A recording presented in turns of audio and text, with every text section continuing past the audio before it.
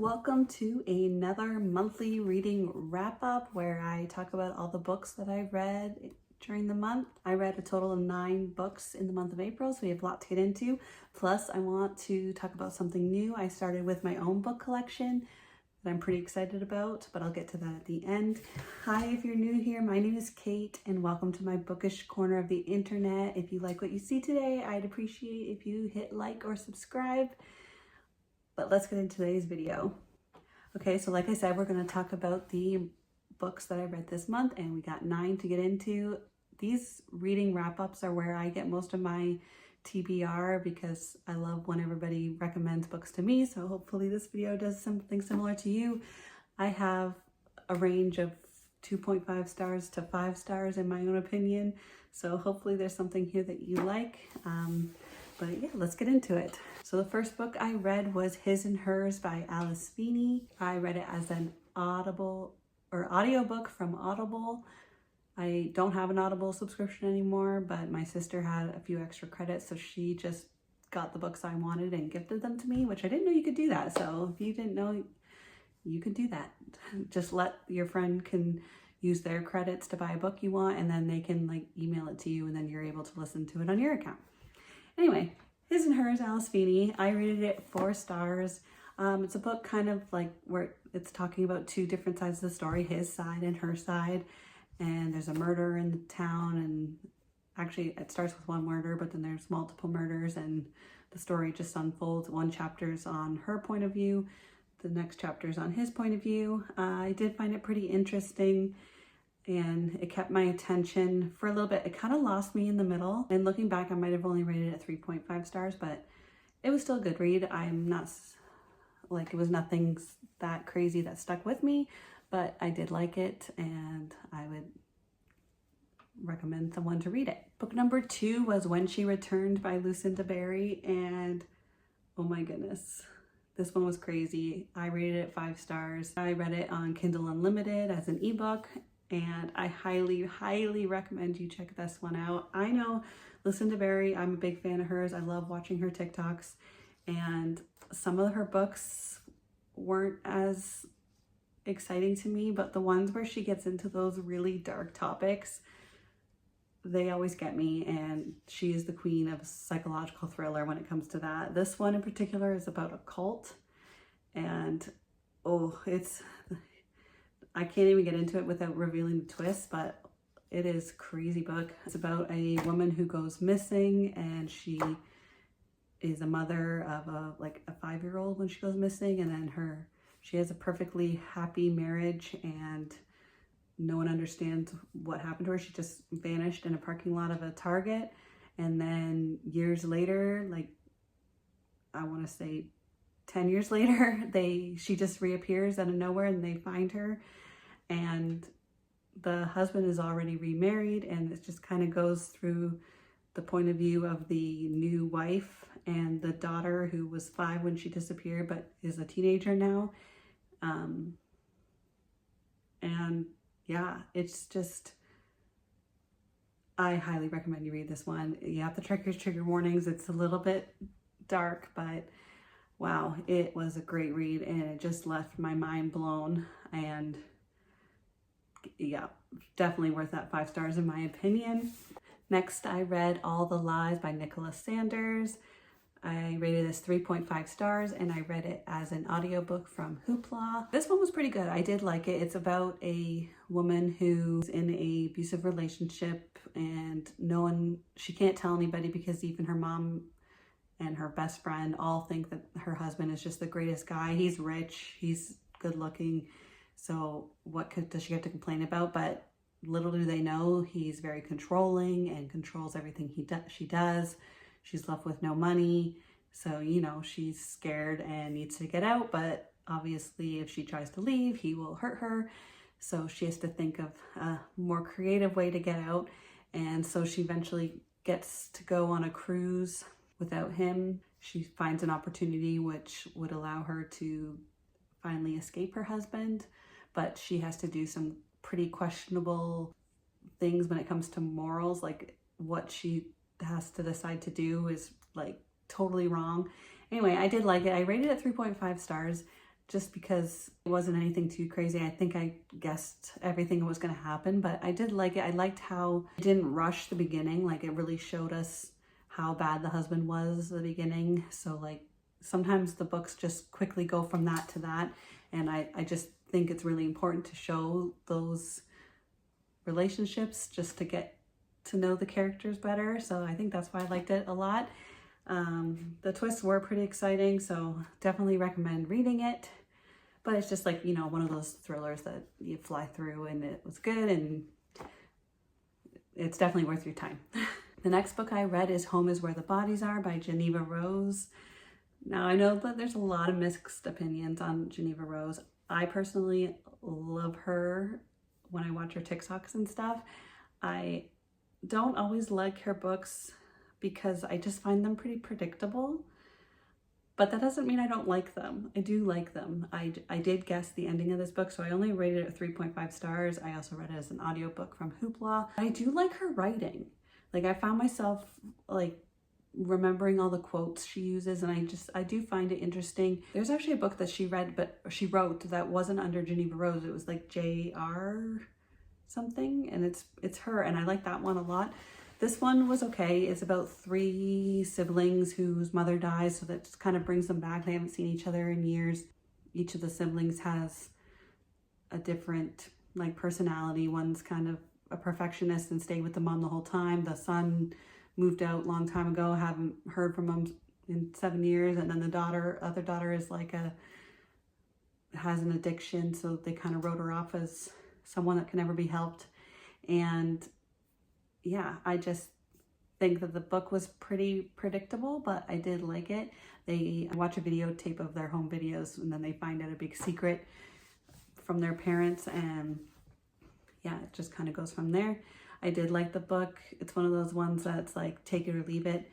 But I do enjoy her writing, just maybe not as much her storytelling, if that makes sense. It's a good, it's another one of those that's nice to read, worth your time, but nothing that's gonna stick with you that much. Next book I read was Husbands and Lovers by Beatrix Williams. I rated it 3.5 stars, and I read it as a ebook on Libby. Now this one, I think I would have rated it higher. Okay, let me get into it. First, what it's about is there's 2 different timelines. One's back in like just after World War II, and this woman is married to someone important. He's a lot older than her. I couldn't really follow along that story that well, but then she meets a lover and all this stuff, but it was kind of interesting how that went about. But then the other storyline is kind of more interesting. It's in modern times, and this woman has a son. When the son is 10 years old, she sends him off to camp where he eats a mushroom and almost dies because the mushroom was dangerous. Anyway, so his kidneys aren't working, and he knows he needs like a kidney transplant. So they try to find this. She knows that the dad is this famous singer that has no clue that he's a dad. It was like her best friend when they were younger, and she ran out on him before she could tell him that she was pregnant. And yeah, it doesn't really tell you why she ran out until the end. But there's the 2 timelines, and I think if they were 2 separate stories, I would have liked it a lot more. To me, the 2 separate timelines, besides the fact that they're related, they were like actually they're family, but other than that, they're like, I didn't think it was that related. Like, the books just didn't make sense to connect the 2 timelines, and I just wanted to read about more of the story about the son and the famous dad. That one was interesting to me. I probably would have rated it higher if it didn't have the 2 timelines, just because it was confusing for me. But I still really like the book. Still recommend you read it. But let me know what you thought about that book. Now, the next book I read is Us Against You by Frederick Bachman. This is Bachman. I don't know how to pronounce it. This is the second Beartown novel. I rated it 5 stars, and I honestly can't tell you why. The Beartown novels are about a hockey team in a really, really small. All they care about is hockey, and it just follows the different members from the first novel. The reason I love this book so much is the quotes in there. I literally, if I owned that book, I'd be highlighting everything. They just spoke to me so much and made me feel like, I just love, it's like a Taylor Swift song lyric where you just connect with them so much. And that's what I just love, the writing of these books. I didn't necessarily connect with the story as much. I did want to know what happened, but the usage of the words are just so meaningful to me that I definitely want to own this book one day. The next book I read was Midnight Feast by Lucy Foley. I rated it 3.5 stars. I read it as an audiobook from Hoopla.